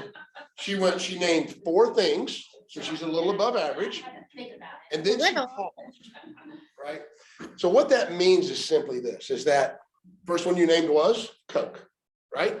Because that's the #1 market share in her mind when it comes to sodas. Now we have to think about, you guys can never compete with Zillow, right? You're never going to be able to, when people say, where are you going to find a house? They automatically go Zillow, right? But what you can do on an individual basis is take over that #1 spot in your mind. So when someone says, hey, I need to buy a house, or mention anything about a house, they automatically puke your name out of their mouth, just like she said, Coke. Now, she can only hold, most people can only hold about 3 names of individual products or categories at a time without having to stop and think about it. She got the #4, she went, because she had to stop and think. So you want to be that person they don't even think about, right? So that's what all of this marketing is really about. Carrie. That your database is not a contact list. Yeah, right. It's a relationship, right? It's not just it's important, but you're right. It's not just a contact. It is definitely a relationship. What did you guys think about today's class? It was good. It actually made me excited. I didn't really want to be here, honestly, until today. What's that? That was the key ingredient. I'm sorry, say that again. Share. I said I really didn't want to be here until today, like that segment, I really like that, because that's like how I believe in, like, but it's like, you kind of get taught to do the opposite in real estate, so it's like, when you finally realize that you are doing the right thing, and you just get to keep doing the right thing. 95% of all the brokerages that you go into are going to scream production, without giving you the tools of how to get to that production, right? And the reality is that if you literally follow, and I don't, look, there are some people that are really, really good at internet leads, and they will close more internet leads than we will by referral, okay? Great for them, okay? So I'm not saying that internet leads are bad. I'm not saying cold calling is bad, or door knocking is bad, or expireds are bad. Everybody needs to find their niche in what it is in real estate that's going to work for them, right?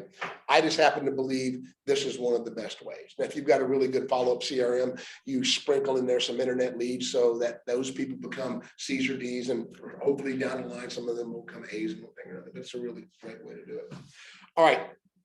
Yes. There's some random thought I just wanted to add, Love it. which is, I don't know, I would have thought that like your best referral sources would be like your closest friends or family and stuff, and it's kind of interesting, like, when some of these people, like, yeah, you did a great job with them, but it's not like you did some rock star move or something that stood out, and they keep referring you.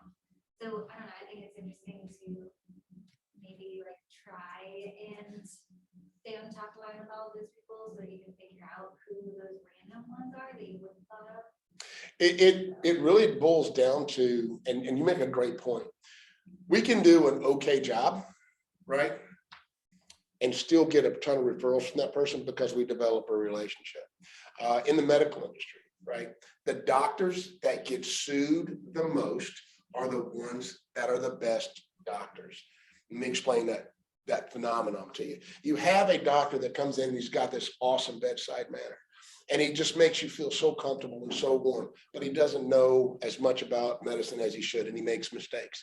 He never gets sued, right? The reason he never gets sued is because I feel bad. He's just such a nice guy, right? Then you have this surgeon who's a complete asshole, no bedside manner, but he's at the top of his game and knows exactly what he's doing. He makes one little mistake, well, screw him, he's an asshole. I'm going to sue. So it's that relationship that you're talking about. They're not necessarily, I mean, everybody's going to do a really good job for their clients, but not necessarily this rock star thing that you did for them, but that you maintain a relationship with them that keeps you top of mind, that provides those ongoing and continual referrals. That's kind of what you're talking about. Yeah, I just thought it would end up being like a predictable thing. So I thought it was Yeah.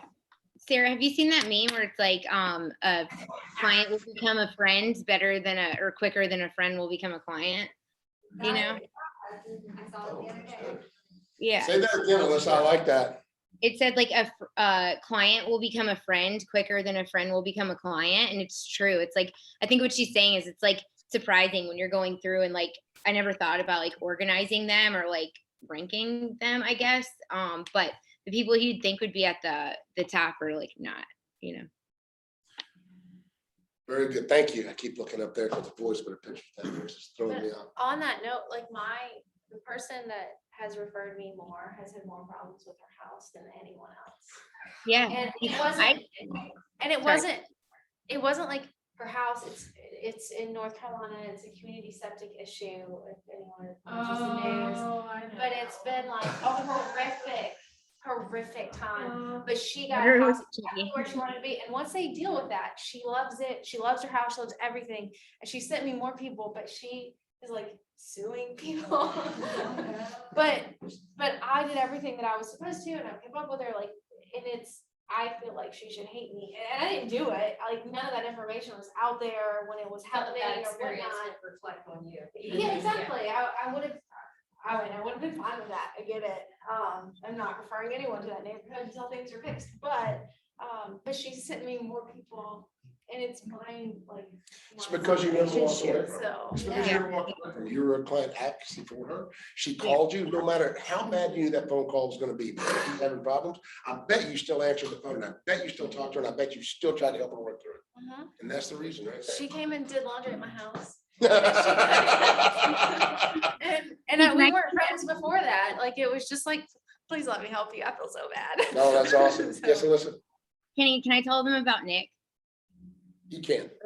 Okay, so the biggest like F up, like my worst mistake ever. I was like 8 months into being an agent with like no supervision, and I like just missed a picker deadline, like no excuse, just like screwed it up and missed it. So the seller didn't have to do any repairs, and these should have been like appraisal required, but the VA appraiser didn't get out of his car to like notice that the wood on the back of the house was like rotting completely through. And so my client ended up, it was like $5,000 worth of stuff. And like the thing was, I just literally effed it up. Like there was no excuse at all. And I just obviously like paid for it out of my commission. And anyways, he refers, like, that's where I get all my referrals. He's referred like $1 million buyers to me. And it was like the biggest mistake I've ever made.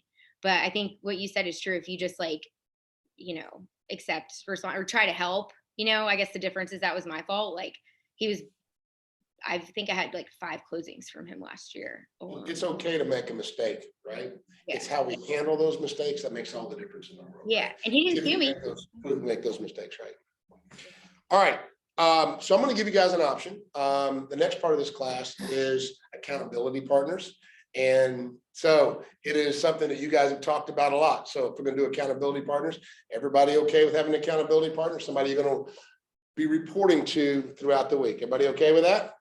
All right, here's how it's gonna go. Whoever you're sitting across from. So Tiffany and Nick, you, Craig, Carrie, we're gonna skip Angie and go, well, we can't do this.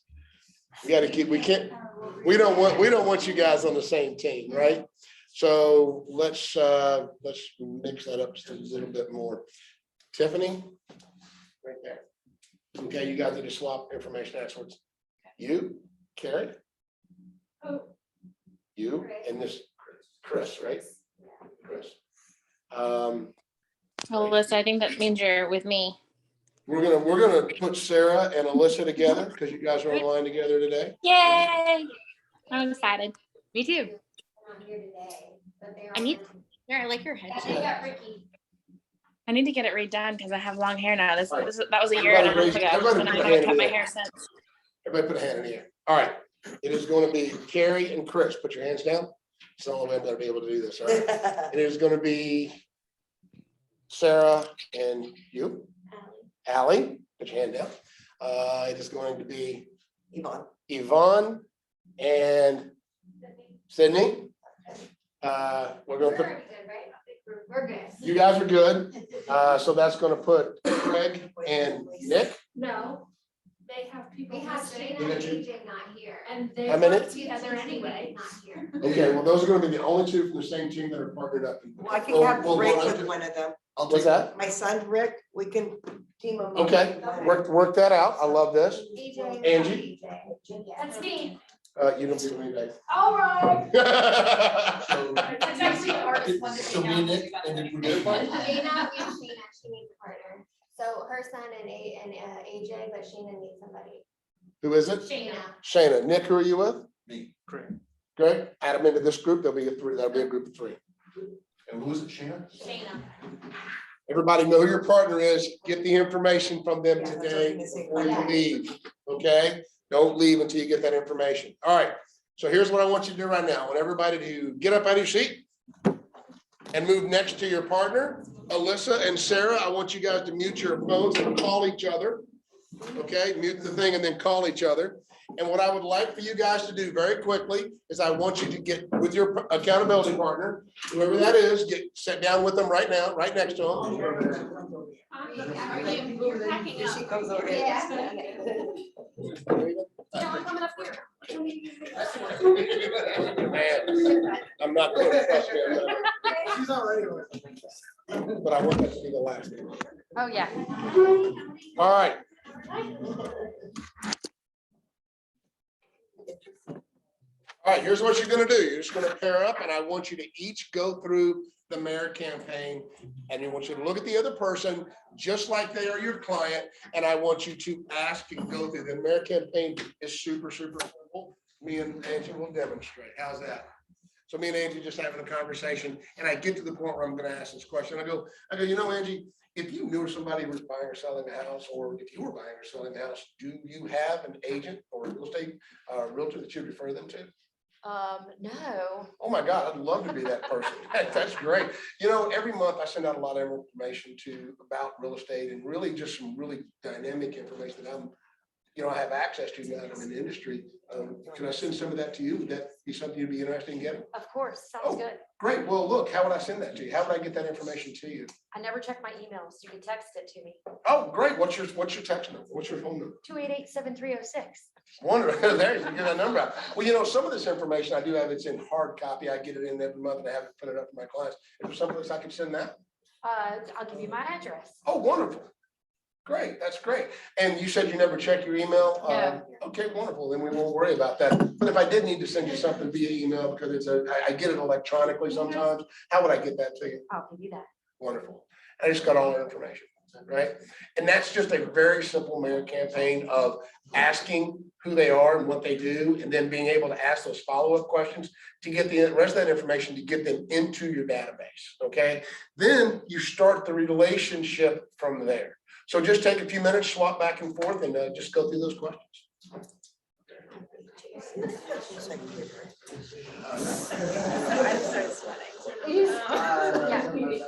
I wanted to spot. We've been fine. Yeah, I have questions for you. I have too many names to refer to. Great. It's good to have qualified people.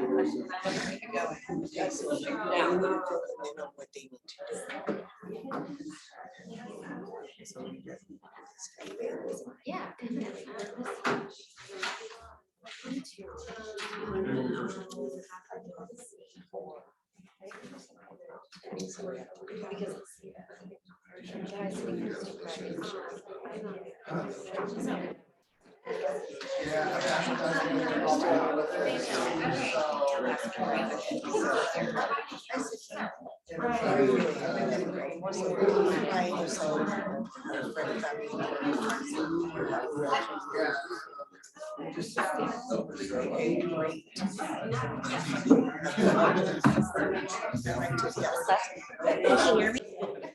Okay, so real quickly, this week with your accountability partner, you have the action steps, right? And I want you guys to touch base with each other, whatever you guys decide is appropriate. If you touch base on a daily basis, that's going to make things even better for you, because if you're touching base on a daily basis, and you're going to really make sure that you're keeping up to speed, because you've got to hold each other accountable. This is why I didn't want it to be somebody that you're friends with or a teammate with. You really need to hold each other accountable, because that's how we really get through things, and we make sure that we get them done. So your action items were make a list of everyone in your database, right? Use Ford, right? Friends, occupation, relatives, and then people with the same desires, right? You can use Ford to kind of figure out who those people are be. Upload your database in Referral Maker CRM or into your CRM, all right? At least get them in a spreadsheet. Each day you need to make 5 phone calls to people in your database doing the mayor campaign. And I'll tell you right now, it's a little scary, it's a little intimidating, but if you can set a time aside at least once or twice during the next week to get with your accountability partner, it's sometimes easier if you're in a room with them and like, okay, you make a call. Okay, I'll make a call. Okay, you make a call. Okay, I'll make a call. It makes you more comfortable, right? The more people you do it in front of, the more you do it. As you guys notice, I just kind of did this. Wasn't verbatim, wasn't word for word, but I've done it 1,000 times. The first time I did, I was like, and if you're looking to buy, and hold on, right? But the more you do it, the more it becomes easy, just like anything else. The more you do it, the easier it becomes. Carrie was one of the best fast pitch softball pitchers around. That's the first time you threw a softball pitch. It wasn't really great, was it? Right. So now, but then she got really, really good at it. So practice. And then make sure you watch that 7 steps of building a database, and then track your activities and results in your Referral Maker CRM. I am excited because I'm telling you right now, there will be somebody who gets a referral from the mayor campaign. It's going to happen. I don't know who it's going to be, but if you guys do this, somebody will get a referral. I can almost guarantee it. Okay. All right. I want to take just a few more minutes. Angela Horton is also a Buffini mentor and facilitator. She is amazing. And if anybody who here uses Title Quest, if you're not using Title Quest, Right there's your referral for it. Absolutely amazing company. I'm gonna tell you real quickly why I think Title Quest is so amazing. Thank you. Angie. Yeah, well, and she's not wrong. Every title company out there, they all do the same thing, right? But here's what makes the difference with Title Quest is anytime everybody makes mistakes, right? You guys heard me say it earlier, you can make a mistake. It's how you handle it, right? I have never had anything happen at Title Quest that Angela Horton didn't take care of in not only a timely, but respectful manner to make it right, not for me, but for the client. And that has happened every single time. And so that's nothing, everybody that ever used them, I don't even know how many closings that we've done with it, but I've had everybody just sing the praise for it. Angie Horton.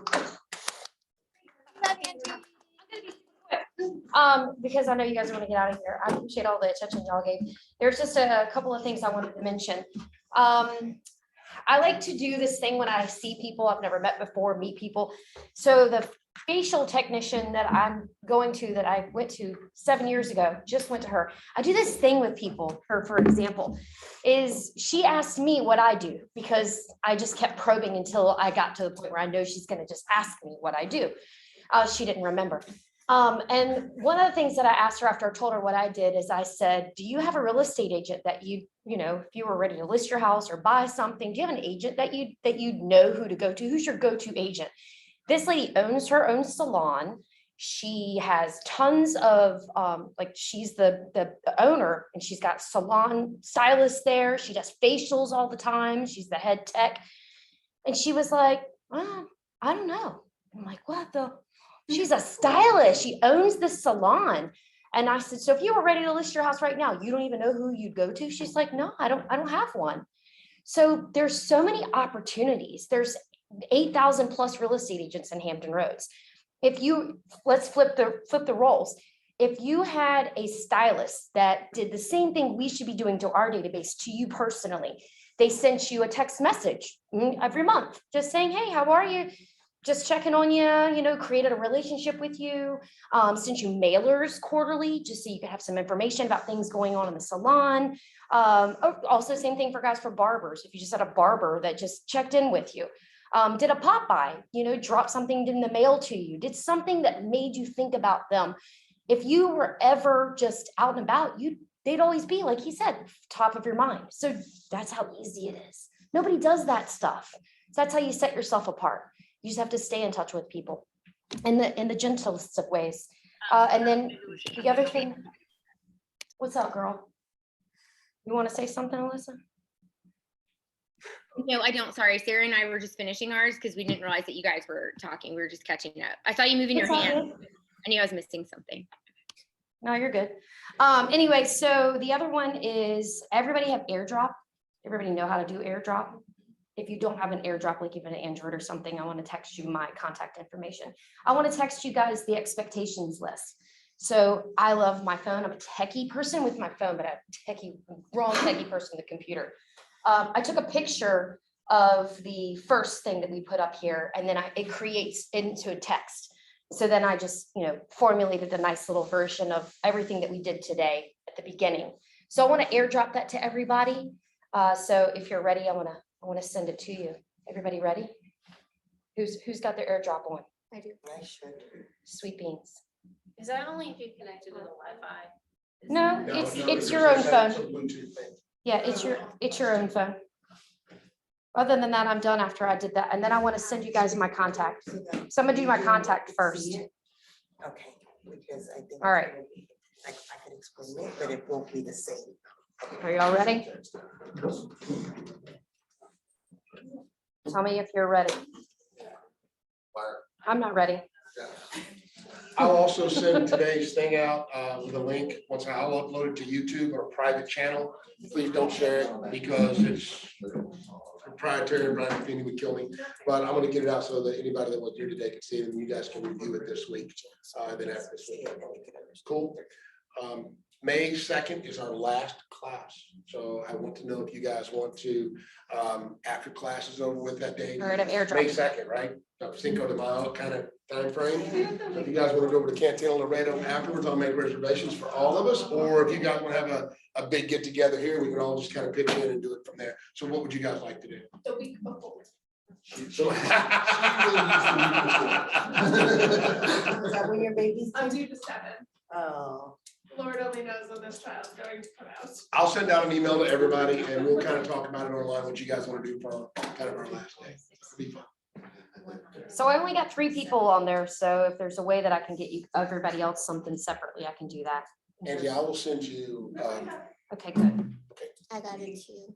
Mine wasn't Why on. did you have your No, it's card? on now though. somebody might already have, most of them might already. That have was it. on my contact card. The other one is Sydney. I already got my contact. Yeah, I have it. Now I'm gonna, to the rest of y'all that didn't get